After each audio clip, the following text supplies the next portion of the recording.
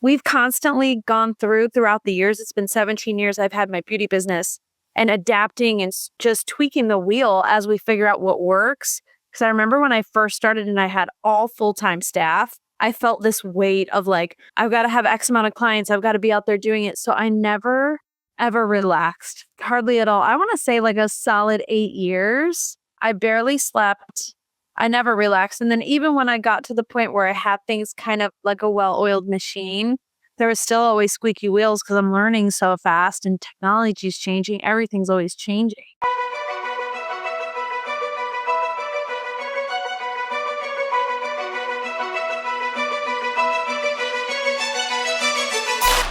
Jen, it's so good to have you back. It's so good to see you. So good to be here. Thanks for having me.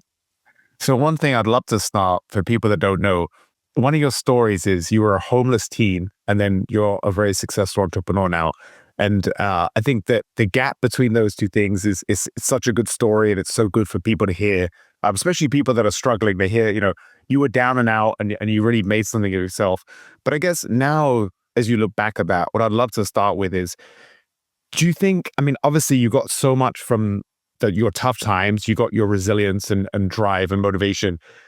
I'm a parent now, and I one of the things I think about is I want to give my son everything, but I don't want to give him everything because I want him to develop some resilience. So how can I give him a good, loving upbringing, but also give him the resilience so he can be like you when he's old? Like, like he can get the lessons you got from being a homeless teen. I think it's such an interesting thing. So I'd love maybe just to kind of start with that. Sorry to relive past trauma, but just, what you got from it now, because it's so interesting now when you look back at that period of your life, you're probably going to have a completely different perspective to when you're actually in it.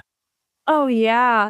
It makes me think like the first thing that jumps into my mind, so it must be important, is it makes you unafraid to just go for something. Because you're like, well, what do I really have to lose? In the grand scheme of things, if you don't have things, tangible, physical things, and you learn to not get attached as much as possible to those things, I don't know. I felt like it's given me a lot of courage to just go for things and also like lose the fear of like, well, what if they say no? I'm like, well, who cares? I'll just go on to the next thing. So that's the first thing that pops into my head about that. That element of taking risks when you're young because you don't have, like you said, when you're at rock bottom, you don't really have anything to lose. And also when you're young, you can bounce back from things.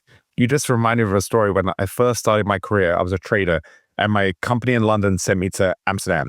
And there was a mistake, and it was my night that every night we had to take in turns to kind of check the American market while everyone else kind of went home. And the night that it was my night to check it, there was some mistake, and it was like it wasn't anything crazy. That they made so much money. It was like a $20,000 mistake, which in the big scheme of things for that trading company was nothing. But the guy whose account it was really mad at me. And I remember like I had to like walk to this other office and get like print out the reports and see exactly if it was actually my fault. And I remember walking there thinking, well, I'm probably going to get fired because I'd only been there a few weeks. I was like, I'm going to get fired. I was like, okay, I'm going to get a one-way ticket to Thailand. I've got about $1,000. I think I can make it last about 18 months. And I'm just going to train at a Thai boxing gym and figure it out. And it was so, I just remember feeling like, oh, this, like, I don't need this. Like, I'll figure it out. And it was such a nice feeling. Whereas now, of course, I'm a parent, I'm a father. I've got all these responsibilities and bills, and it's much harder for me to take these big risks. So I think that's such good advice for anyone when they're young is take the risks that have the good upside, because if it doesn't work out, you're still young enough to reinvent yourself. You have youthful energy and all those things. Oh, yeah. And I think even just thinking in terms of reinvention and that we're always kind of doing that as we polish and refine ourselves and improve and have more experiences, that's always kind of been adventurous for me because I'm like, well, I'm about to go into a next season. Who knows who I'm going to be then? And it's kind of always allowed me to be like flexible and adaptable and learn new things and try new things. So I think that's been something that's been really helpful out of that experience. What about when you get success? Do you feel success by its definition is just, it's more things, it's more responsibilities. You've got employees now and you have more responsibilities. Do you feel that's a weight to you? Yeah, for sure. I feel like I don't know who a founder that doesn't have a support team like that doesn't feel like that at some point. I think it's very relatable. So that's we've constantly gone throughout the years. It's been 17 years I've had my beauty business and adapting and, just tweaking the wheel as we figure out what works. Because I remember when I first started and I had all full-time staff, I felt this weight of like, I've got to have X amount of clients. I've got to be out there doing it. So I never, ever relaxed, like hardly at all. I want to say like a solid 8 years. I barely slept. I never relaxed. And then even when I got to the point where I had things kind of like a well-oiled machine, there was still always squeaky wheels because I'm learning so fast and technology's changing. Everything's always changing. So I kind of finally feel like, so I was excited to talk to you today. I finally feel like I'm in this whole new phase where it's like I have all this experience so I can guide my decisions knowing like these type of things could happen if I make these type of decisions. But because I've had so much years and experience, I feel more confident to know like, okay, what's the worst that can happen? The world could shut down. That's probably the worst so far. So We've been through that. we have been through This alliance. We have. And one thing we were talking about before about what do you do when you get to certain points where you need to be resilient. One thing my coach always taught me was, you think of a time when you get to a spot where you're like, how do I do this? How do I figure it out? You have to go and remind yourself of all the times you've always figured it out. And like, what do those times look like? And it sounds simple, but when you go back to look, it does rewire your brain. And you're like, wait a minute, I've always figured it out. Anytime I thought it was the worst, it never was like the end of it because I've always figured out the next iteration. And now I'm having fun with it again, which I haven't been able to do, the last couple of years, like we weren't really having fun. I wasn't having like a whole lot of fun, but I was figuring things out. Now I'm like having fun with it again, which is exciting. So when you look back at those, you said where you were barely sleeping, those early years, was that affecting your physical health, mental health? Like now you're in a better place and you're older and wiser. When you look back at that period, were you like, wow, I wish if you did that period again, you would just kind of embrace the chaos more and just enjoy the journey more? Yes, definitely. Versus always being in fight or flight, always, because that was what was automatic. So, like, I got into this lifestyle, which was probably similar chaotic lifestyle, because you're like riding these waves and these learning curves. So, I think I probably put my body back into that state. And now it's a conscious awareness of like staying out of the fight or flight as much as possible. But yeah, I would definitely say the transition out of that is a lot more fun than being in it. I don't think I realized what an animal I probably was. I mean, I know it because I know what I'm capable of. And I think like in order to be an entrepreneur, you're somewhat of a hunter. You're somewhat of a like, an animal in that kind of way. I would definitely do it different now that I know. Because when you're not sleeping, you're not eating well, you're over caffeinating, you're doing all the things that we know we're not supposed to do. And I was also in my 20s and early 30s. So I was just learning a lot about life, but you're not your best self. It wasn't until I got sick, which I believe came from living in that way chronically over time, all the way back to my childhood, all the way back to bouncing from motel to motel.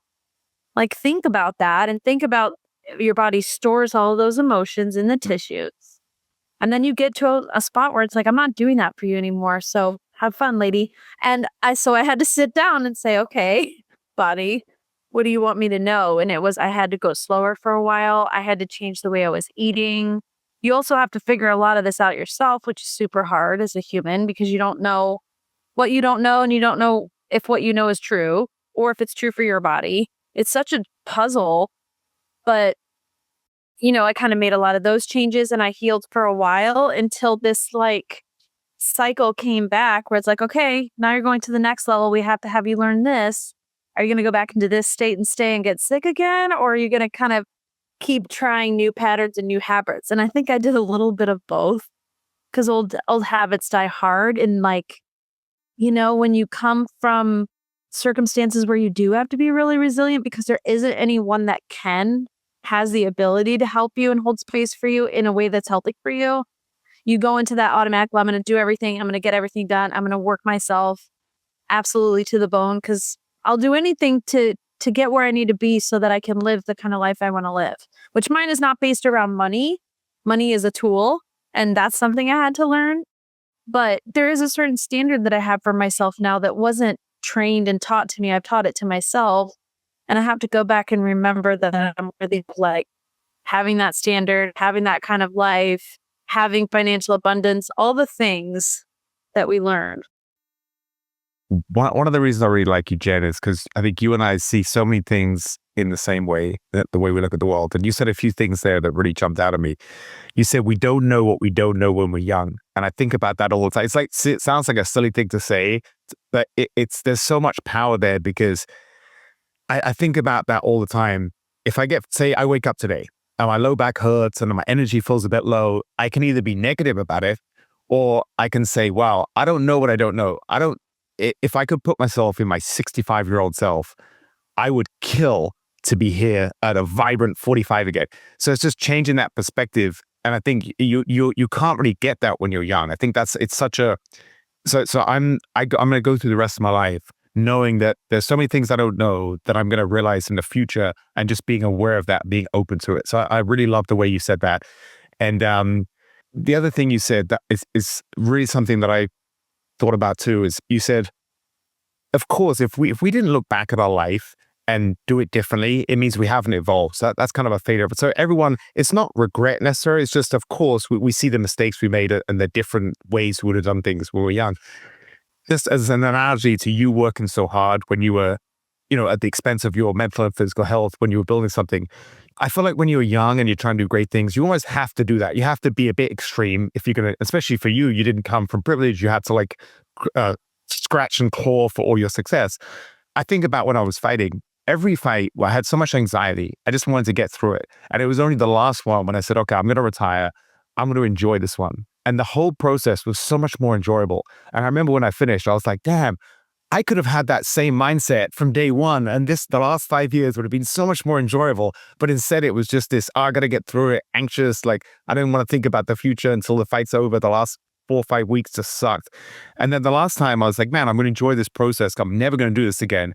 And just changing that mindset. And I think it's so kind of this, to bring it back to business, to anyone that's working too hard, they're kind of out of balance because they're trying to grow great things. I really think when I'm ever in the period now where I feel like my life's a bit out of balance, but I'm striving to do something, I think even if this time sucks, I know there'll be a period in my future where I'll look back at this period with fondness, because I'm in the trenches and I'm grinding, I'm trying to build something. And I think just by changing that mindset, it makes you so much happier. And ultimately, all these things we're doing in life is just to be happier. So I think I'm just so glad you said that. And I feel like it's hard these are the lessons that I want to teach my son, but it's like, I know he's going to have a bit of life experience first before I can teach him some of these things. But I think it's just such a powerful way to, of all the things we do in life, we think we do them because it's going to make us happy. But so many of it is just chasing the next thing. It doesn't really make you happy unless you change your mindset on things. And I think that's something that I've only realized the last few years, in my 40s. And I wish I had that earlier, because I think I'd have had such a more enjoyable experience. Not that I didn't have fun, but it just would have been a lot less enjoyable, enjoying the chaos. Yeah, absolutely. When you were talking, what popped into my head of how I really learned that lesson, not that I don't always have to revisit and relearn, through my dog. When my dog was sick, my dog that passed away, that we traveled in the van and he had cancer, when he was sick, and that's the same with humans. Once you look at it and you're like, I would give anything for you to poop on the floor, but be feeling good. I would give anything for you to go back to that time. So I do think, even though it was so sad, I think it helped me learn that gratitude. And I do think that God speaks to me through animals for sure. Gets my attention sometimes when he can't get my attention in the regular world. But that really taught me, because I go back to it all the time. I'm like, man, I would give anything. Even when the dogs are around now and they're driving each other crazy and they're fighting all day, I can always catch a glimpse all the time of awareness of I'll do anything. When this moment is gone, I'll do anything to have it back. And I digress, but I do think that's relatable to a lot of people, that because animals are so pure and perfect and teachers and amazing, that's what really snapped me out of not being able to see that. Jen, again, another way we see the world the same way. I had my dog who passed away. He was 14, and I got him at 3 months. So I had him through all the ups and downs of the last 14 years. And I remember that when he the last year, probably, I knew, he was getting very old. And I would tell him almost every night. But the last thing I did before I went to bed is I would tell him what a good boy he was, because I knew that I didn't want him to pass away. And I didn't tell him. Obviously, he doesn't really understand me. But the one thing when he passed away, I realized was there was so many times where I'd be driving in from work, and I'd be maybe on a phone call on my headset, and I'd be talking, and he kind of would rush to greet me, and I would kind of I would say hi, but I'd be kind of dismissive because I'm in the middle of something, middle of some phone call or some negotiation or something. And it was just, after he passed away, I remember thinking, so every time I came home for the longest time, I'd always kind of miss him greeting me. And I remember thinking, one of the tragic things is you bond with these dogs and then they have this short timeline compared to us. But it's such a good reminder of the power of time and just being present. And one of the things I really got from that myself is, a good life is not where you're just hectically trying to juggle multiple things throughout the day. It really is, like, for me personally, I need more time where I just stop everything and I be present, and dogs force us in the present. And I think that's such a beautiful thing with them, is they're not worrying about the past. They're not living in the future. They are in the present with you right now. And I think that's such a good lesson for us with all the distractions we have with technology and work and all the things we juggle, is just being present right now. And I think that's the key, another key to a happy life. I agree, and I think we live in a world that's constantly pulling us away from that. So it's not easy because our brains are going at warp speed. We're processing so much more information than I think we were designed to process. So we're constantly in this like overstimulation. And to really like get out of that, I think is you have to have some purposeful like intention doing that. At least I do. And then I have to remind myself and then be able to catch myself kind of falling into those little loops. You mentioned being sick. Can we talk about the whole experience? Oh my gosh, I could talk about this forever because what I believe that I've learned from my own body in the last, let's say, 13 years, 13 years or so. I got sick originally and I just turned around 34. And I started getting these fibroid tumors in my uterus. And at that time I was going to like mainstream medical. Okay. I did not know what I didn't know.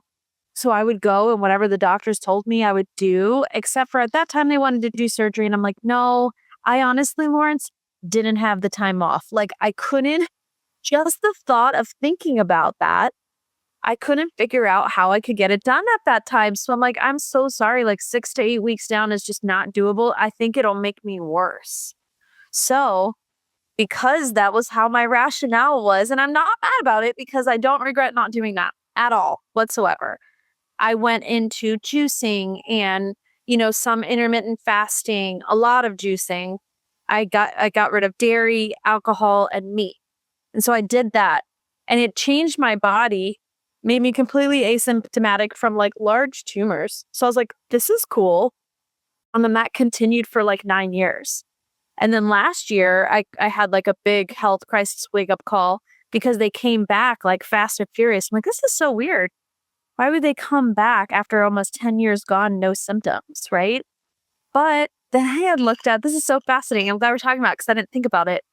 But then I looked at, okay, what was the last few years? It was all the COVID things, all the stressors, all the cortisol, losing my dog, going on that journey, like living in the van, which is not regular and consistent, all these things. And I'm like, well, of course my body would react. My body probably doesn't know what it wants me to do.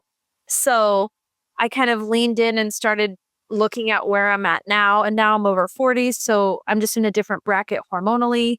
I've learned a ton that really, all these hormonal changes happen to women between like 35 and 45 that I know that every woman that I talk to is like, what the hell is going on with me? And how come nobody told me? Yeah, And no so one talks about that, right? no one talks about it. We all hear about menopause from our grandmothers, which is more like in your 50s and above, from my understanding. I know it can be different, but in general.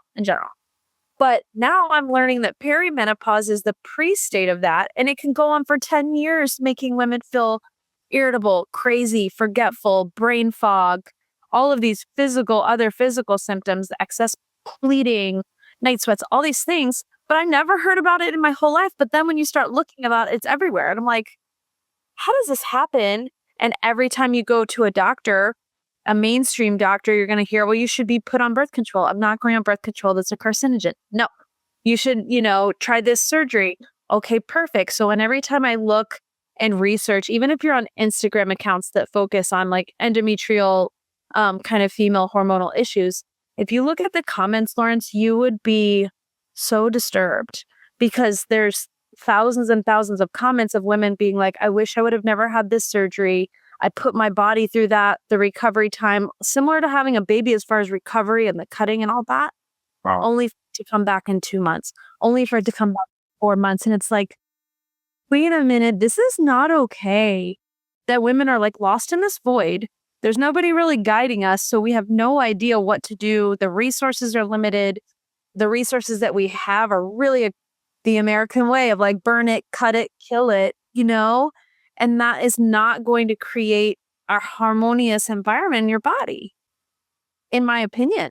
So, there was even one time because like to really figure out the answers in your own body takes a lot of work. It's really frustrating and it's really hard. You have to go to multiple doctors and try to find the answers that you feel good about. And most of the time, women are out there just like literally like lost. And I hate that. Now that I realize that, I'm like, oh my God, I don't want anyone to feel like this ever again when there is a lot of resources, but it's the wild, wild west out there for sure. And Western medicine does us no favors in how they treat that. Well, Jen, I'm so glad you said that about Western medicine because it really is the financial pressure to just prescribe drugs and do surgeries before you try all the alternatives, all the healthy alternatives. I think it was Hippocrates that said, let food be like medicine. There's so much things that just can be done through food. And it's a lot of people that grew up in the American system, for them, that's normal. But I came from Europe where it's so much harder. Maybe it's changed now, but it's so much harder to get all this medicine. Whereas here, you go and see somebody and they'll just throw everything at you. It happened to my old business partner when I was trading. He was just drinking a lot and he kind of collapsed and he went to the doctor and he gave him all these different types of antidepressants and they had all these other effects and he had a complete breakdown. And basically that was the end of our working relationship. And it was just crazy. Just this one doctor just trying to push all these pills completely screwed him up. He didn't need any of it. He just needed to take a break from the drinking and the partying. It was nothing. But they're just so quick to prescribe. They're so quick to operate because of the financial pressure and even just the rabbit hole with vaccines. I grew up where my parents are very scientific based, so I assumed that vaccines are one of the wonders of modern medicine, and we should get vaccines. But it's so strong, that narrative, that it took a lot. Like when I became a dad, I didn't even question the Northwestern vaccine schedule. He's going to get 80 vaccines. He's going to get vaccines for STDs when he's young. I remember one time when he got 4 vaccines at the same time and he was just screaming. And I remember as a parent just instinctually feeling like, I think this is a little much. Like, does he really need these 4 vaccines? But I didn't know what they were for. I just had trust in this hallowed institution. And then you do more research and you find out, or even just number one, why are kids getting vaccines for STDs and things like that when they're not going to be having sex for 16 years or 18 years or whatever it is? It's because of the lobbying that they keep increasing the vaccines in the kids' schedule that you can't question because of all the money behind it. And then the history of vaccine companies is not very pretty.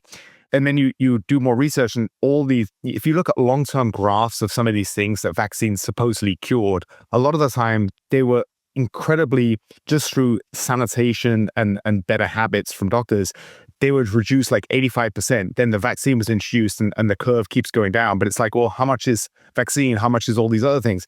Of course, you can't question this. So it's all these things it's so frustrating because just like with what you were saying about there's not much information for premenopause women, there's more than enough information out there. But I think the skill today, as opposed to when we were young and there wasn't much, when we were young, you had to, find an Encyclopedia Britannica to look up something. It wasn't like kids today have no idea how crazy it is just to pick up a phone and you have all this information out there. But now the skill is just trying to get through the information to find the things that work for you and the way you want to live your life, because it's very different if you're reading traditional medicine advice to, like what you say, if you read the comments, that's the best advice, is people that have this surgery and they say, I wish I hadn't done it. The symptoms came back. So I just think that's such a skill now, is just shifting through all this data out there and finding out what works for you. And it's so funny that thing you said about there's no information about this. I feel like there's so many things like that where just like, yeah, this is such an important thing, but people don't really talk about it. And there's so many things like that in life where we have to kind of figure that out for ourselves. And then like if I kind of look at it from a farther away lens, and then what do? We label women in that category as like crazy or unstable when really their bodies are going through these hormonal changes and like they need to be adjusted because nobody knows how to kind of manage that. So there's just a wide gap there. Your vaccine thoughts made me think of my dog because he got cancer 6 months after a vaccine that was like forced on me. Not forced, but at that time, like I was really, really coerced. I was getting guilted and shamed that I wasn't a good dog mom if I didn't protect him, and I didn't know anything. I didn't know that all the times where you go to the vet and they suggest that this is what's next, your dog is due for these, but they don't talk about which one would they need, in general, or, that kind of thing. And so I think a lot of people get duped that way. Because I know I've talked to friends and they're like, well, he's due for this vaccine. I said, well, does he need a vaccine? And they'll say, well, that's what they said. I'm like, well, do you know the vaccine's for? Does he go to dog parks? Does he get, boarded? All these things. We're not taught to know that either. And I felt so much guilt because in my gut, when he was getting that, I'm like, I don't think he needs that, but you're making me question myself. And I obviously would never want to put him in harm's way because he's the thing I love most in this world. And that night he had a terrible reaction. I didn't think he was going to make it. The next day, and I'm like, oh my God. And they told me, I don't know if you know this, but for animals, they'll give the same dose size for your big dogs as they would for my little dogs. And so I remember being at that vet, and it was a very fancy vet in town. It was like the best. And they were like, well, we'll just give him a little bit, but don't say anything because we could lose our license. And I was so pissed, Lawrence. And I'm like, how dare you? You're the only one that can advocate for us because we don't have a voice. We're just the pet parents that's like, do what they say. You guys all know that this is harming animals and you can't do anything about it because you're afraid to lose your job. And I get it, but I also don't. But at the end of the day, when people are losing the thing that they love most, how harming is that to your mental state? It's very traumatic to lose one of those sweet things. So I have so much beef with like veterinary medicine too. One day their time will come with me because I've got a lot of grievances. I just literally saw him wither because of this cancer that I believe was attributed to a treatment that he didn't need. It's so tough. I have a good friend that he always says, Lawrence, like, think about people that just go in for something, for some diagnosis, and the doctor says, you need this, this, this. They don't get a second opinion and they get it and it's a disaster. And he said, Lawrence, every year there's doctors that just squeeze by. They're at the bottom of the class and they barely somehow pass and they're just not very good. And they're still diagnosing things wrong. And then listen, medicine is half an art, half a science. So even good doctors make mistakes just like anybody. And it's the same with, there's good veterinarians, there's bad veterinarians. And I think just trying to find getting second opinions, third opinions, fourth opinions, doing research, alternative medicine when it comes to health. Obviously, if you're in a car crash and you're bleeding, then traditional medicine is fantastic. It's going to get you patched up, things like that, emergencies.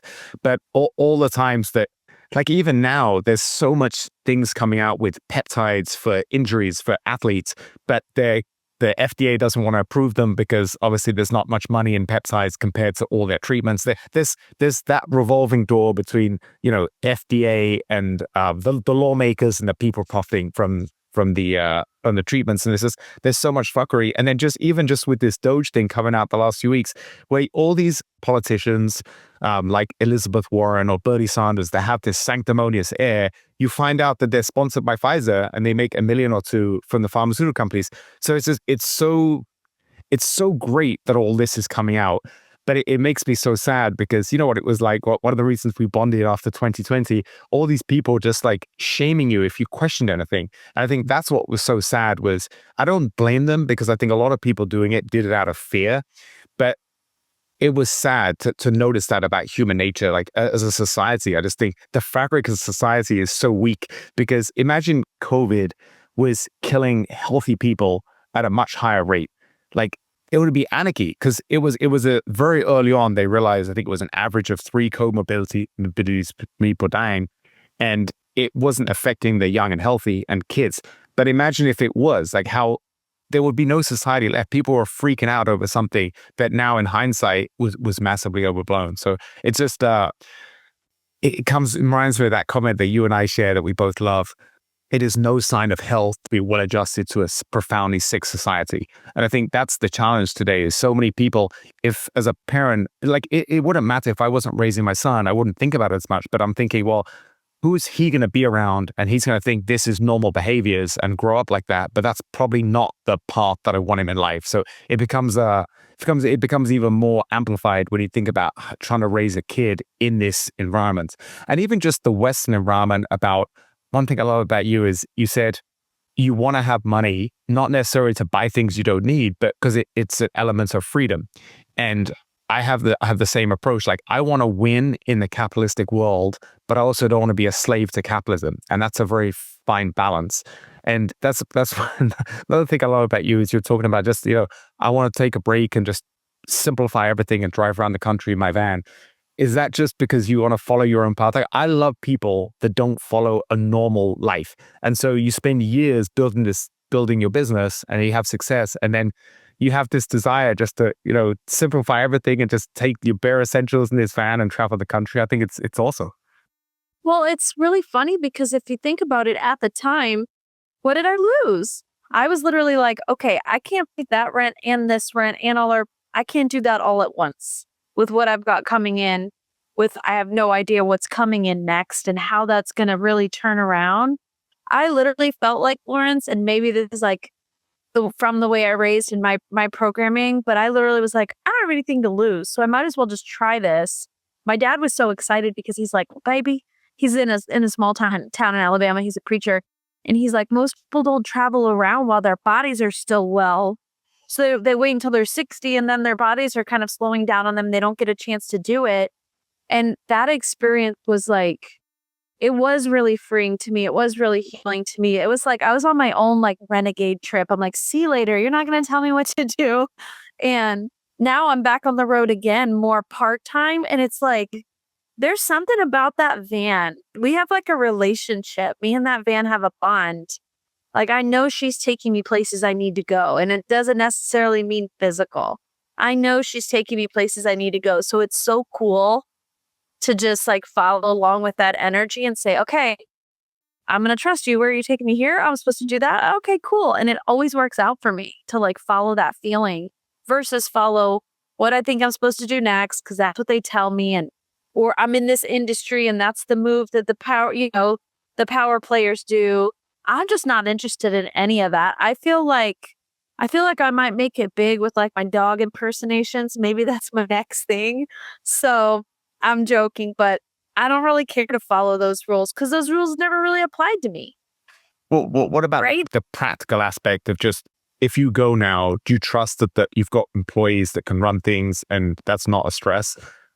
Yeah. I mean, it is always a stress, but the cool thing that we've been doing in the last year, and Shane's been like really helping me with this so much, is creating these rock solid systems where I had really good systems, but the systems could always be excavated and replanted, and I feel like we went through this whole year of digging out weeds, things that didn't work, certain people that didn't work anymore, certain ways of doing things that didn't work anymore, so that we could rework the puzzle because we're always reworking the puzzle.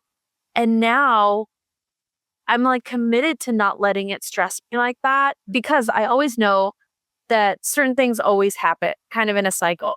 So it's like, the patterns of our employees. We know the patterns of our customers again, because it's been a couple years.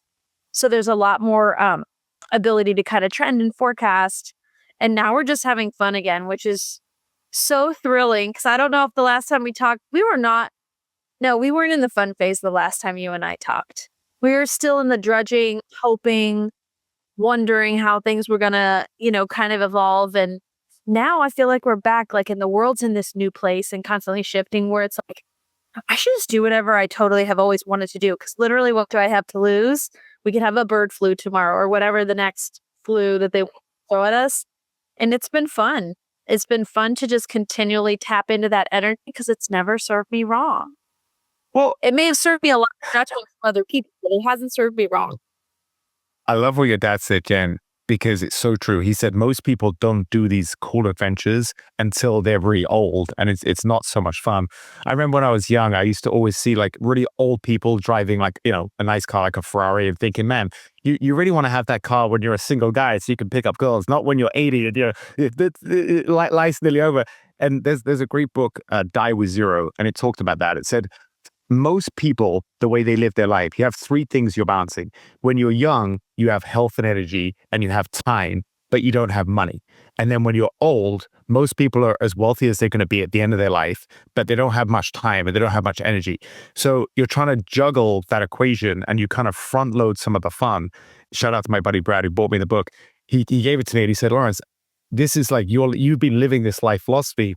I can take it a bit too aggressively. Like I took a trip to Antarctica that was unbelievably expensive and I couldn't really afford it at the time. But I'm thinking, well, I got to take the chance when I can. I can make money down the road. And that's always been my philosophy too, is we can never get our time back or our health back, but we can work and make money for as long as we're alive. So if you try and you can't wait to do things because we don't know the future and we don't know if we're always going to be healthy. And there's a lot of things where you can't do, when you start losing your physical abilities, you can't do these fun adventures. And I think that's such a good way of looking through life, that trying to juggle that lens. What one thing he said is, do you want to die and leave all this inheritance to your kids when maybe they're in their 50s and they don't really need it? Or would you rather, when they're 30 and they're going to buy their first house, maybe your kids are getting married and they're starting a family, take your money and buy them a house. They can actually use it for 30 years before you pass away. Just these little things, like way of looking at, your wealth. And he's a very wealthy guy. So his a lot of the things when it comes to money for him doesn't really apply to normal people. But just the idea of doing things now, not waiting and, one day when I have success, I'll travel around the world and I'll do all these adventures. Well, listen, that one day might never come. Yeah, I think it's also taken me like losing people in my life, like when I didn't expect it, to death, to really feel like, oh man, nothing is promised. The first time that happened, at least to me, and it was like my friend who was 32 at the time, I was like, this was before the died suddenly movement that's happened in the last few years. This was like 10, 11 years ago. It was shocking to my system. My system did not understand that as I was 30, at 30. I was like, what in the world? And it really does shape how you make decisions too, because you just realize like nothing is promised at any time. The people that you love, the things that you love, the life that you love could totally change. So instead of being fearful and like anticipating it and not making moves, you should really just go after what you really, really want and let the chips fall where they may, knowing that you'll always land on your feet because you always have. Yeah, that's a lesson as a parent I want to teach little Victor is, I can't prepare you for the world because it's changing so fast with technology and who knows where we're going to be when you're an adult. But I can prepare you to be resilient and adapt and overcome and figure it out. And I think that's I don't have confidence necessarily that I definitely don't have confidence that today I know everything that I really need to succeed the rest of my life, but I have confidence that I'll figure it out. And I think that's a really freeing and refreshing thing to have in your mind. And I think the whole COVID era taught me that people just had not been lied to enough. Like they hadn't been lied to. I realized when I looked at the scope of how people reacted to it, the people that like really didn't understand what I believed to be was going on, like just were like, yes, I'll do whatever. Yes, just give me my life back. And I'm like, that is just not how gangsters work though. Because anytime I've seen manipulation in my own life, like that's just not what's happening. So if you've been lied to at scale, I think you figured out pretty quickly, like this was your perception of what was going on. And if you weren't, you kind of weren't prepared really, for what was happening. And it was sad to see. I knew a lot of people that got very sick, had heart attacks, like in my own family after a lot of those treatments. Yeah. So, and then I remember telling friends about it that had also had those, and they're like, they just had that 2 weeks later because they lived in the same house. I'm like, wait a minute. So my aunt and my uncle both had heart attacks 2 weeks later, and it just was because they lived in the same house. I don't think that's how that works. And it's like your bullshit meter goes off. You're like, wait a minute. I've been around enough people from the streets to know how street people work. Yeah. You know what? When you said that, Jen, the first thought I had was there's so many people that have all these academic qualifications, but they don't know how the streets work. And there's so many things, they just have this blind faith in institutions or blind trust in things.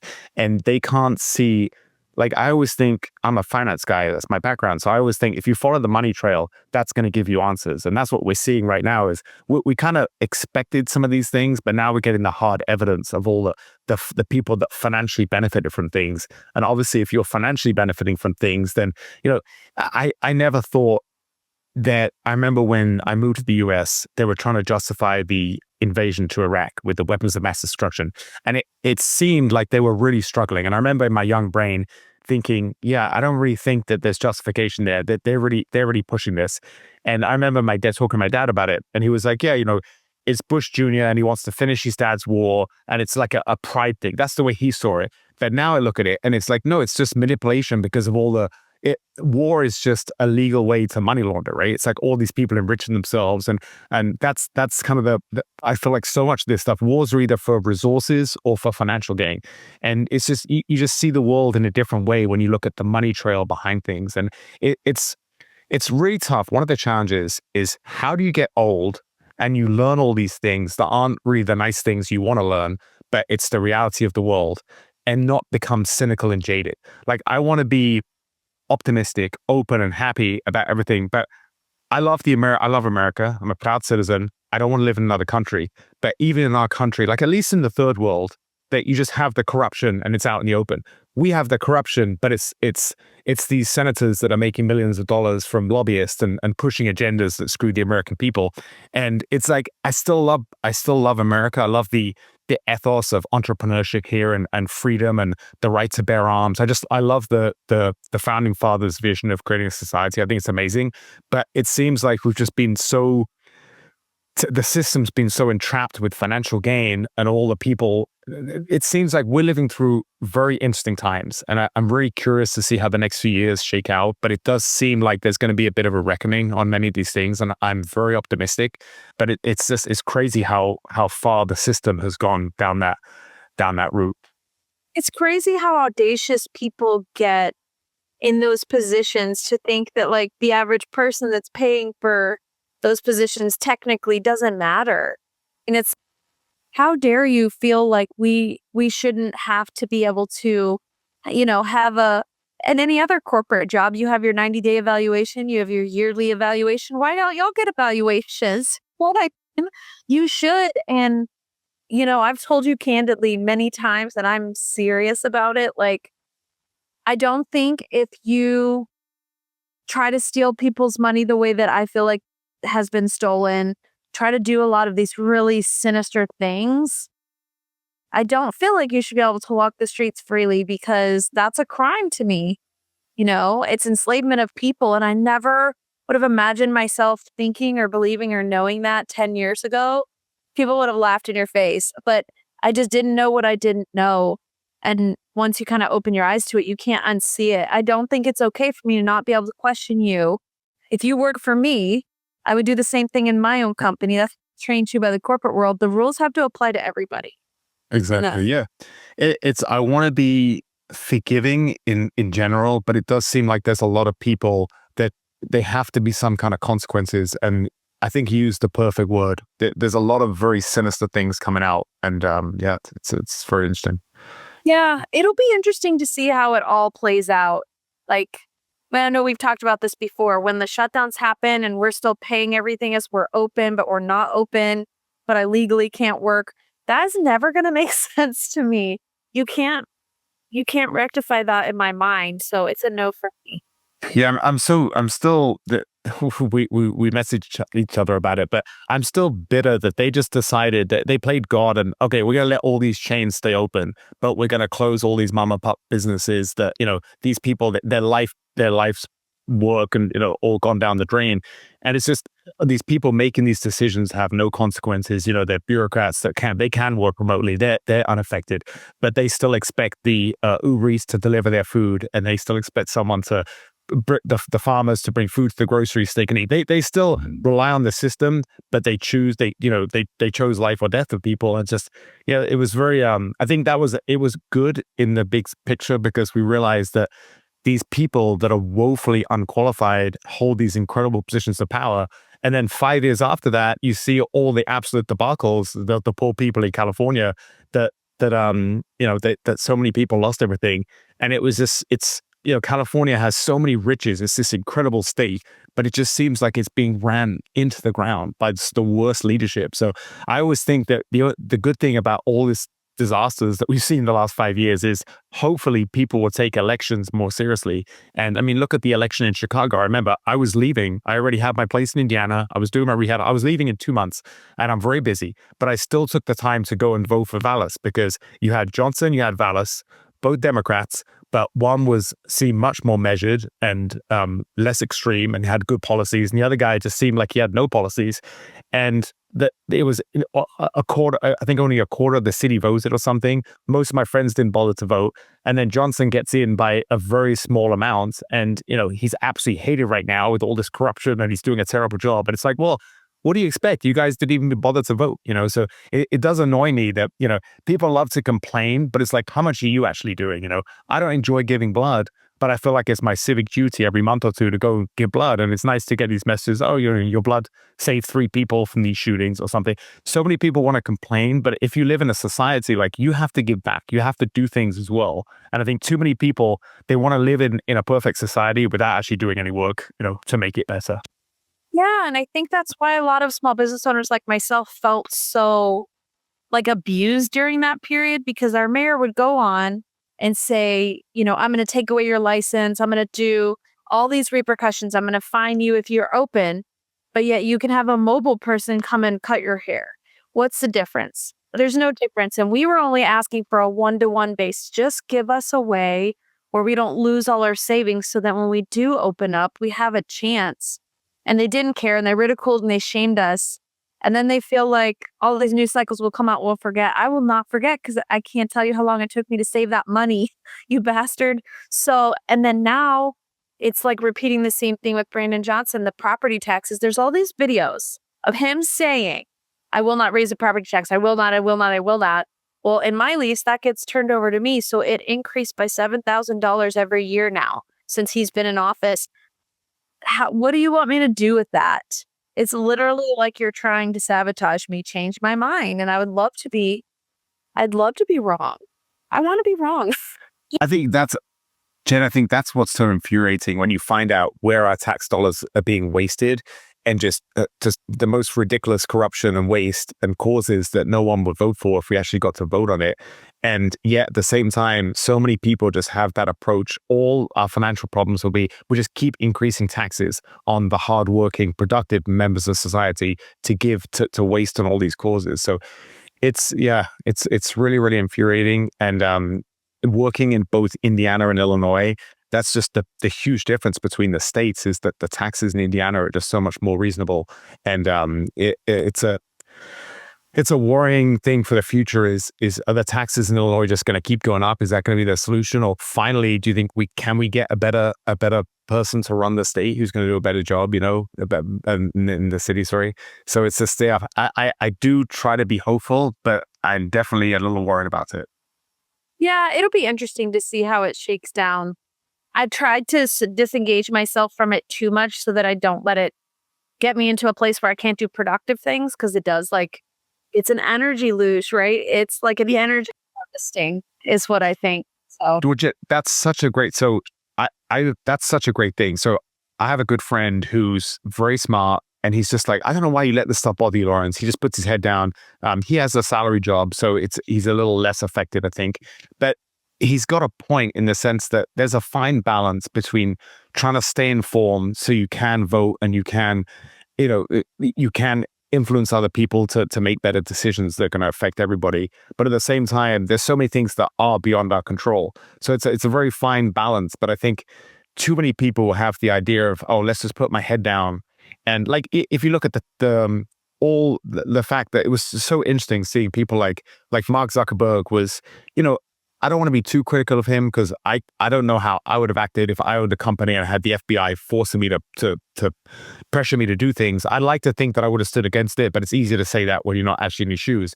But it took just one person. Elon stood up to the madness, and he said, fuck you to the if you don't want to if you want to take your sponsors, go fuck yourself. Like, he had the balls to do that. And then suddenly all these other tech guys have suddenly changed their mind and they followed him. But you do need people to stand up against the system.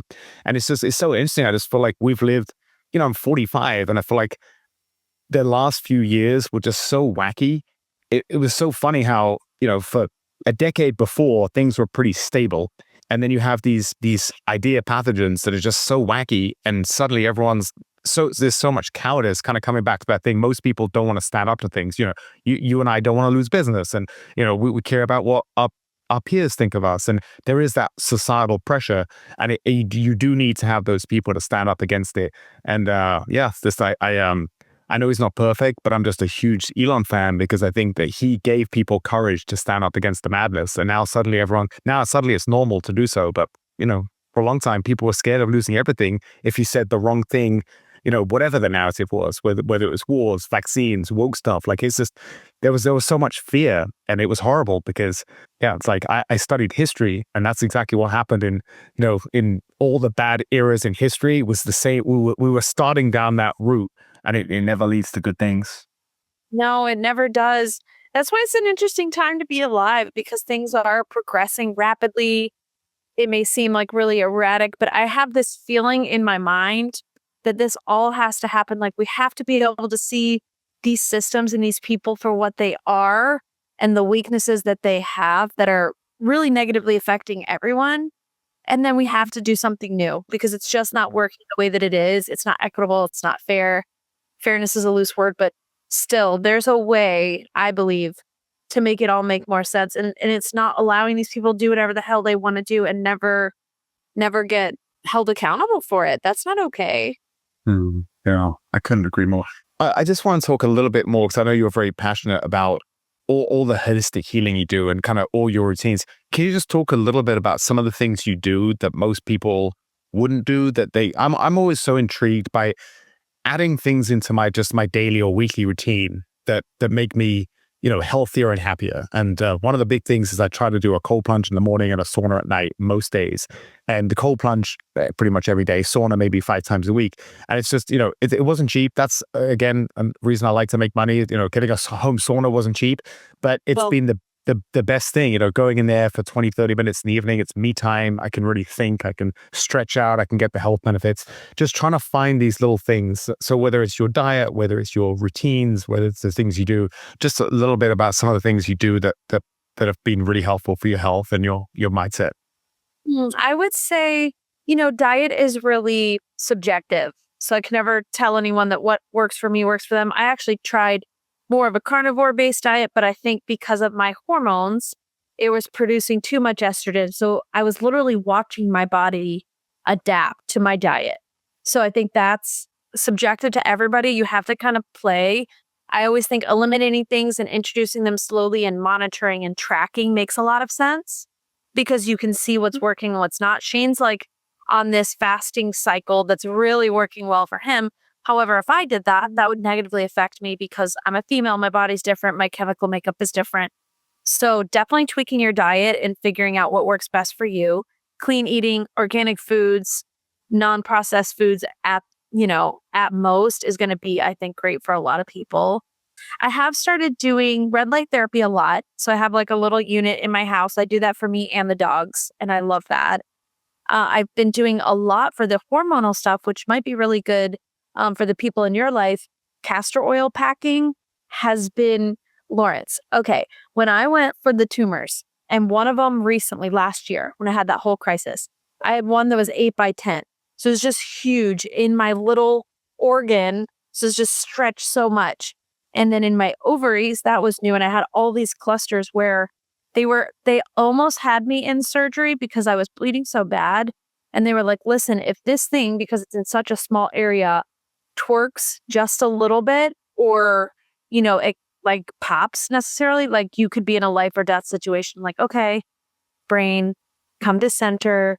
Don't rush, because everything was like rushed, a rush decision, rush, rush, rush, rush, rush, rush, rush, 5 surgeries. I'm like, no, that doesn't sound right to me. I'm going to just pause and do things slowly and reset my body.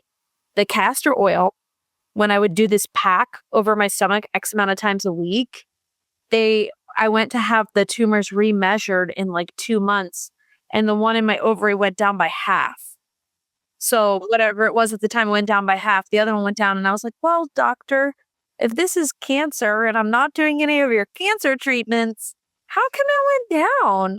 And they were like, we don't really know. We can't say. And I'm like, of course you can't. You can't even like take a minute to think like this could be working. But when I went to the Raby Institute, which is like a Eastern Western, it's like an integrative practice of, I think, Northwestern.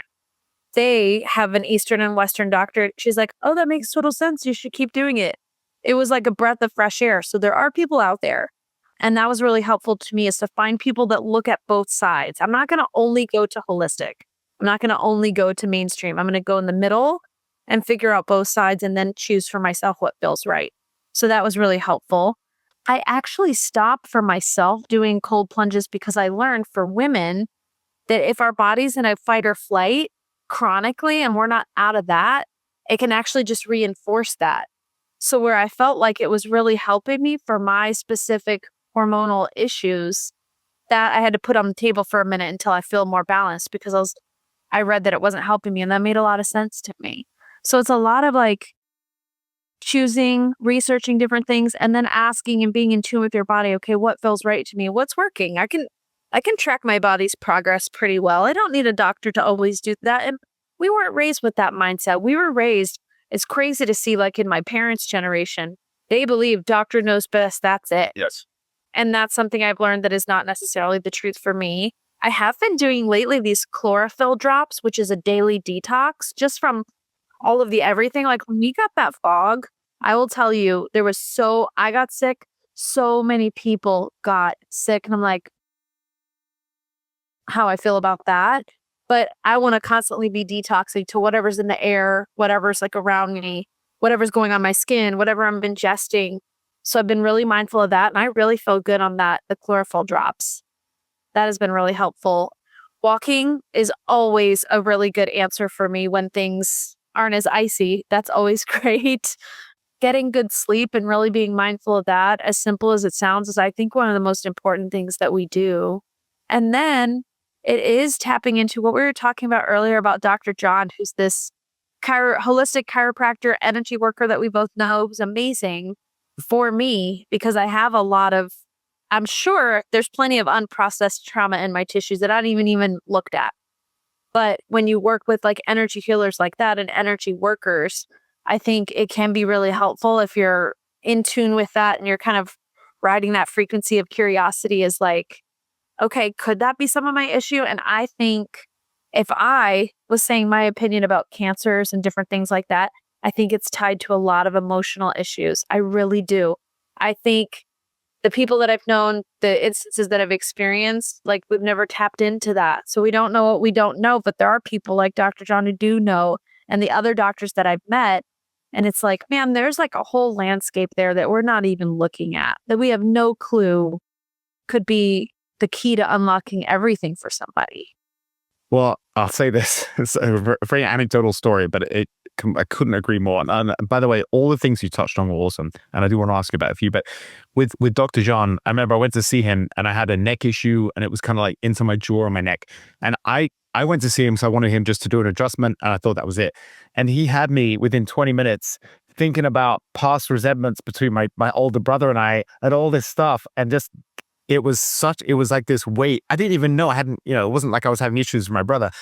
I have in the past, they were just very deeply entrenched. And I don't know how he came up, my brother in particular, but he was just maybe worked through all this stuff, and it released my body. It was the most amazing thing. So when I was younger, I was very much like, I didn't believe in any of this stuff. And the older I get and the wiser I get, and much more in tune with all the things you just said about we do hold these things in our body, and it's so true. And even, I mean, there's a reason the placebo is so powerful, and you have to do double blind placebo trials, is because if you believe something, you're gonna have some effects just from taking a pill that you think is giving you something when it's nothing. So I think it's getting a bit more in tune with your body is so important. I love what you said. Diet is such a good thing. You mentioned about you gotta find things to work for you. Maybe it doesn't work for Shane. It's the same, even just with me, myself. If I'm having a really heavy training week versus a lighter training week, I need different dietary requirements. So that's such good advice when it comes to this stuff. It's not easy because everyone just wants like, here's a one size fits all policy, but you do have to find the diet that works for yourself. I was going to say, especially if you're in a family scenario, because your wife might need different food than you do. I've learned that with Shane. It's me, Shane, and one of his older daughters is living with us now, which is amazing. But all of us have different dietary needs, and we have different bodies and different things work for us. That was like a big learning curve for me. Is like, wait a minute. It's okay if I don't eat what everybody else is eating. I'm not being a bother. I'm not being in pain. Everyone's happy to like adjust all of us for our unique bodies. And that's been kind of a pretty cool breakthrough for us, just to figure out like, hey, if you need to eat only fish and chicken and this, do that. And we'll get this. And that's been really fun. Well, I'm so glad you said that, because last night I had this exact thought. I thought my poor sweet wife, she made 3 dinners today. She made a specific dinner for my son because he's kind of fussy. He had beef and rice, plain. And then she made me a very healthy dinner, vegetables and some chicken.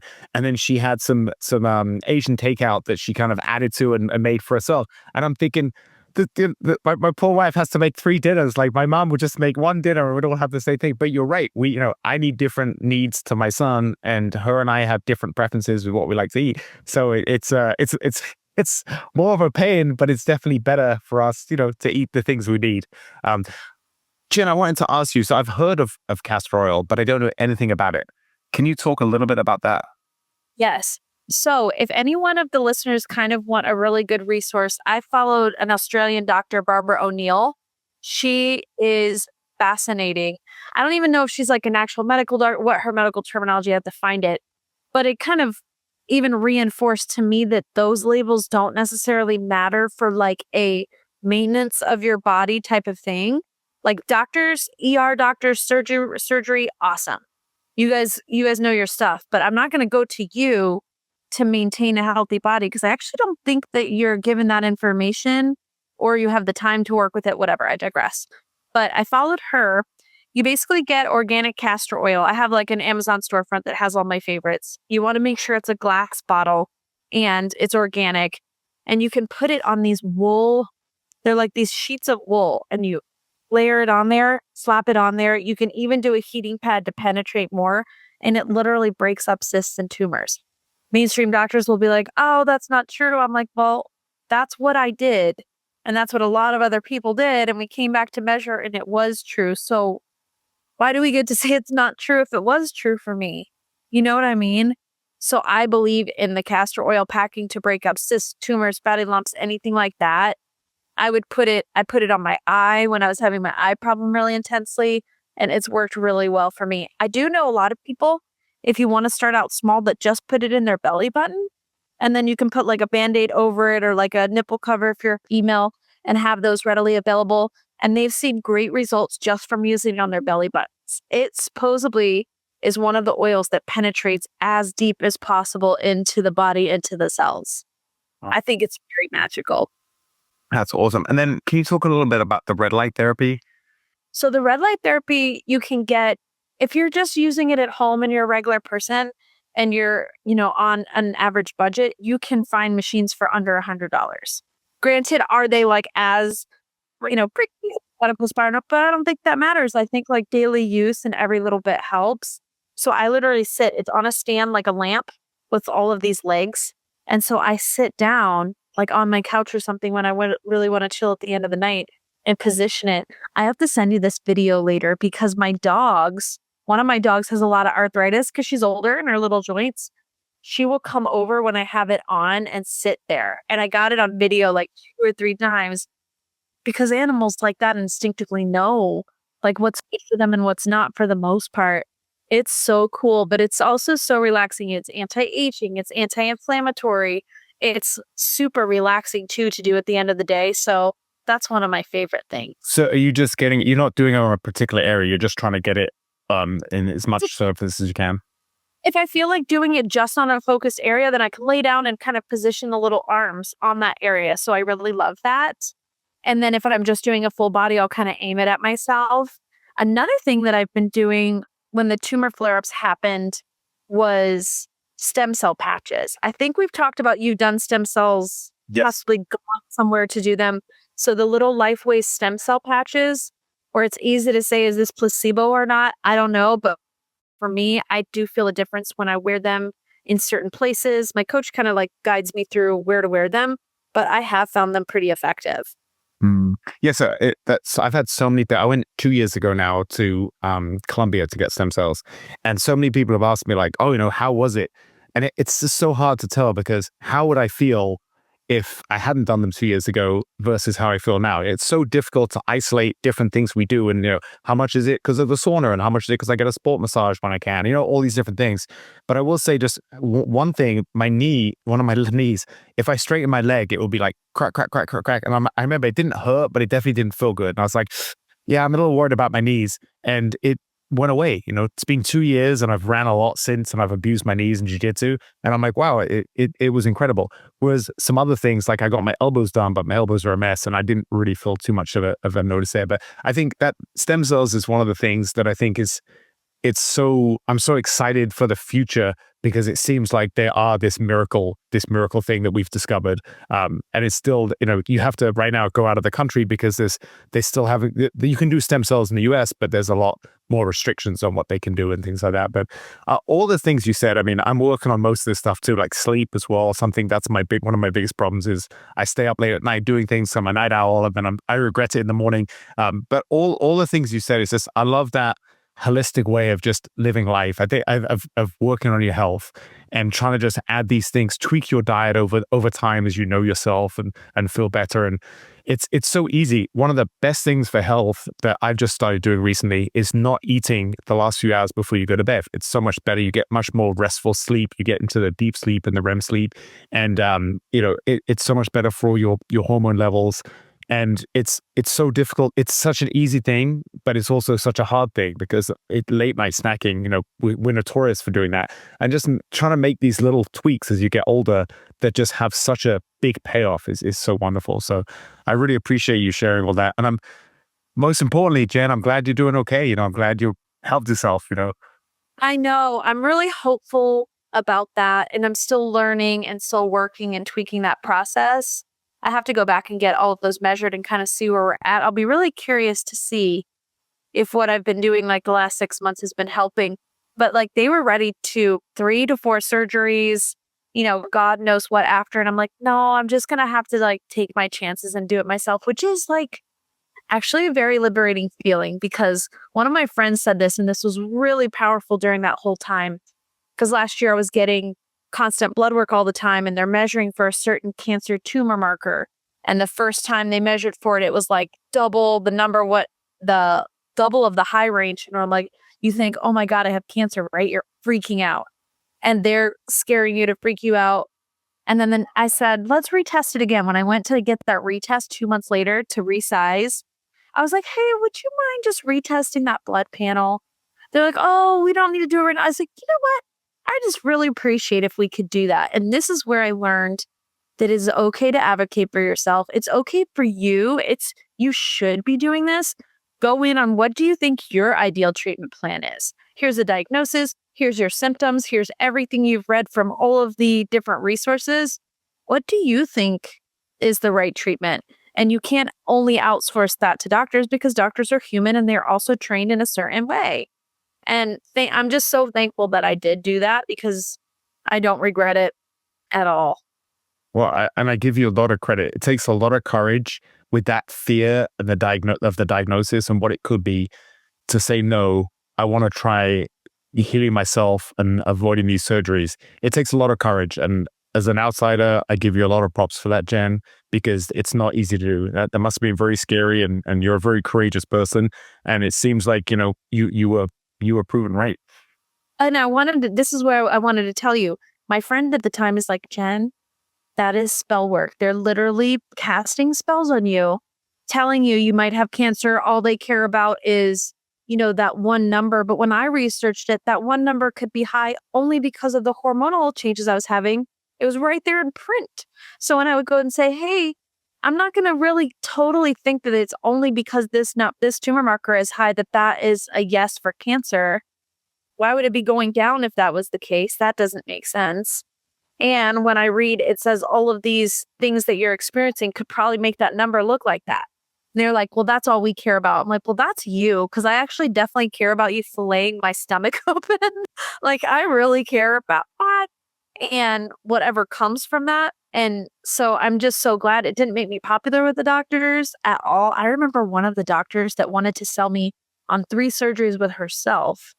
Like, that was a horrific experience in itself, but she was so mad at me. She's like, okay, well, if you don't want to take care of your health and you don't care, then I'm just going to leave. And I'm like, well, I'm here.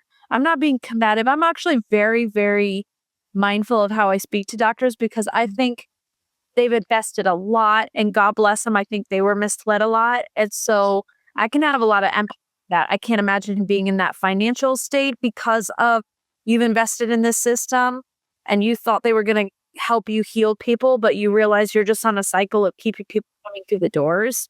And I know so many physicians that don't feel good about that. So many nurses that don't feel good about that. They're all thinking, why doesn't this make sense? So I am very mindful, even though I don't like the system, to never take it out on those people and to be clean energetically with that. And I was like, well, I mean, I'm here if I wouldn't be here if I didn't care, but I also want to be really mindful of my body, of what I do. I don't want to just make a decision rushed. And then every person that I've talked to that has had a cancer diagnosis says that same thing. Like I follow this guy, Chris Beats Cancer. Yeah, they feel rushed that the actual whole way I was treated was a protocol. It's plug and play. Like it didn't matter which doctor you came into. As soon as you get this, then you got this, then you got this. And it's a system. Just like I would create a system in my business to walk a client through. And I'm like, wait a minute. You said something I completely agree. I don't blame these doctors. They're taught to think a certain way. They're under so many other pressures as well. And I'm sure that lady trying to sell you on 3 surgeries, I'm sure in her mind that was like, hey, this could be cancerous. We got to do these surgeries. She probably thinks it's the right thing. I'd like to think that. But it's the consequences for you are so much greater than for her. Of course, you got to say no, to hold on. So that's great advice to anyone anytime you get pushed in things, get second opinions, get third opinions, do some research, talk to people, and just you sharing that it's just so useful. And, a quick aside, shout out to my buddy Samir, who we party on his boat in the summer, and his dad's a surgeon, and he works in finance, but his dad's a surgeon. He has a lot of doctor friends, and I'm always partying with these people, and a lot of them work very hard. It's a very stressful job, and they like to get after it and have a good time and party in the summer and unwind. But I remember talking to one of them, and we were partying. It was a Sunday, and I don't drink. I have my vices, but alcohol's not one of them. And he's having a really good time. And he's telling me he's got like 9 surgeries the next day. And I just remember thinking, I'm sure he's not going to do as good job after partying all day Sunday on a boat than if he was just resting at home for all his surgeries. But, like these people, I don't blame him. He's a great guy. He's going to live too. He works really hard. His philosophy is I work hard, I play hard. But if you're getting a surgery that, a real invasive surgery, you don't really want to think about your surgeon, having a really good time the night before and partying all day and drinking, So it's just, these are good things to remember is we like to see the world as very black and white, and it's very nuanced. Yeah, I mean, you have to remember, and this kind of like weaves in all of these full circle, like connective tissues to what we're talking about. Doctors are not gods. I mean, I believe in God. Doctors are not gods. Celebrities are not gods. The way that we've culturally shifted to put people that do a certain thing that we think is worthy on this pedestal, they can never. Like we learn in relationships, like it's the opposite of what you ever want to do because the person can never live up to that. So 100%, that's something that, I mean, that's something that those poor people can never live up to. So then wouldn't you want to absolutely like dot your T's, cross your I's, like make sure whenever you're going into a procedure that like you're advocating for yourself, you feel like you really understand you can be very clear and speak very clearly to people and receive that clarity back. Like, I'm sorry, I don't care if you think I'm a nuisance. I'm going to make sure. And now I learned that with my animals. When before Ziggy got sick, one time we were coming off the road and they both had these weird symptoms. I'm like, oh, maybe are they dehydrated? Or we were also in RV parks. Did they get into anything weird? I didn't know. I took them both to the vet.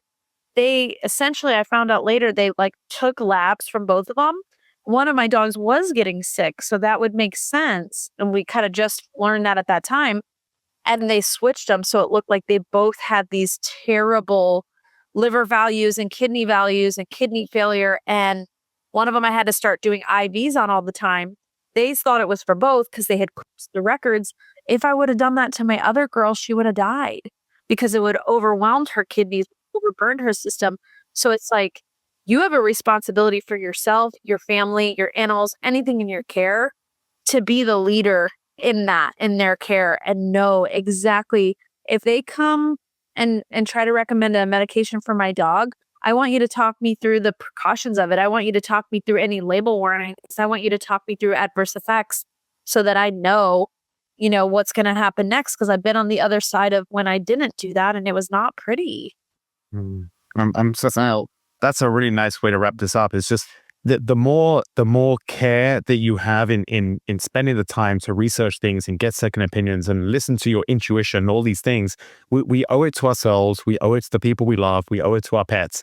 Don't just give blind faith and obedience into people. And what you said about them crossing the records, I mean, there's a huge amount of people that die every year from just mistakes, medical mistakes. So yeah, just by taking ownership and the more work we can do up front, the better decisions we're going to make for ourselves and the people we love. So I think if there's one message that I got, it's a really beautiful message. And mainly I'm really glad you're okay, Jen, and you're doing well and you're doing everything right. And it's always such a pleasure when we connect. You're such a kindred spirit and I love watching your journey. And I just love people that live an unusual life and they march to the beat of their own drum. And that's you. So you're a beautiful soul. And thank you so much for taking the time. My friend, thank you so much. I always love connecting with you because there's always these full circle moments where like we're connecting dots and closing chapters and learning lessons and getting to better places all the time. So it's a fun mile marker for me too, to talk to you and kind of work through those little things ourselves in our conversations. Oh, beautiful. I can't wait for the next time. Thanks so much, Jen.